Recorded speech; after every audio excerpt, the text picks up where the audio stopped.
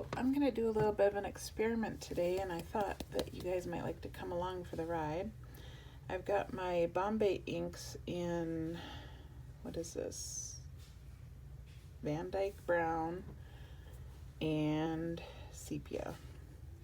So what I want to do, I want to coffee dye these real quick, but just shaking these up because they've been sitting a while.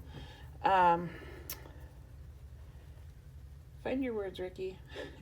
I want to coffee dye these real quick, but I want to try using this instead of coffee. So I thought what I'm going to do is make some watered down versions in a spray bottle. And I've done this with colors already. I've experimented a little with colors. So I'm just going to do like maybe three droppers of ink in here. And then I'm going to add water to it. So I'll be right back. All right, I have added water. This is the Van Dyke Brown, right? Yeah. Okay. So let's shake that up and see how dark that goes on. It's pretty good. That's pretty good color. All right, so then I'm going to do the same thing with the sepia. I mean, I don't feel like it even would have needed to be that dark, but let's see what we come up with here. I don't know. I'm just experimenting and learning along with you guys. So, all right, gonna go get more water for this one. All right, I got water, shaking it up.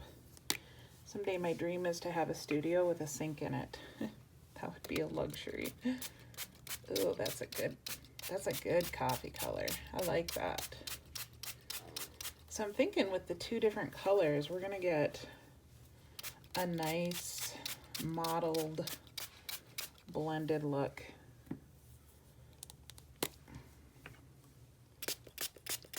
And I'm doing it in this pan because I don't want to waste any. So I've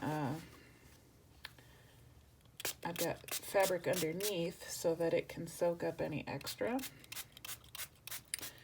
And then I'll just do these in layers. Kind of excited about this.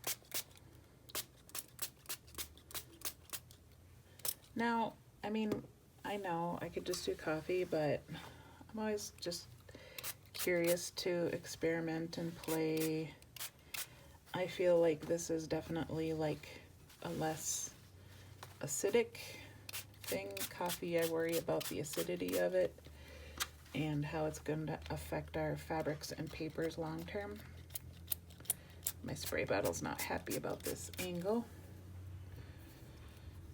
So I'm going to keep spraying here, doing the layers, and then I'm going to put it outside to dry, and then I'll be back. Okay, I am back. So I let these dry in the sun, and then I ironed them, and you can see I got a lot of aging on these. I mean, these look really old. So that's pretty cool. I actually wasn't wanting this much aging on the project that I'm currently working on. What I'm currently working on is this stack of books, and I need the fabric to go here, and it will come out on the sides here. So I want something aged, but maybe not quite this aged. So I'm gonna try yet another experiment. All right, so I got my pan back here. I'm gonna add, so that's maybe like half a cup of water, not quite maybe. And I'm just gonna do, totally experimenting here. Let's do 2 drops of sepia and 1 drop of the Van Dyke Brown. Come on. All right. And swirl it around, get it mixed up. You can see it doesn't look very dark, but I don't want it to be very dark, so a couple more fabric scraps here.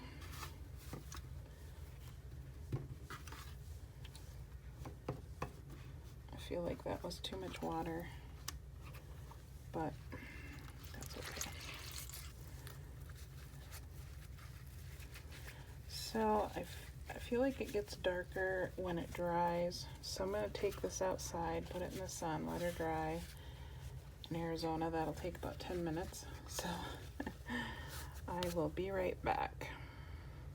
Okay, I'm back, and these are dry now, and these really did turn out pretty much how I wanted them to. You can see, like here's a scrap of white fabric, so not a huge contrast, but slightly aged, not as aged as the other ones, and I think they're gonna work for my book.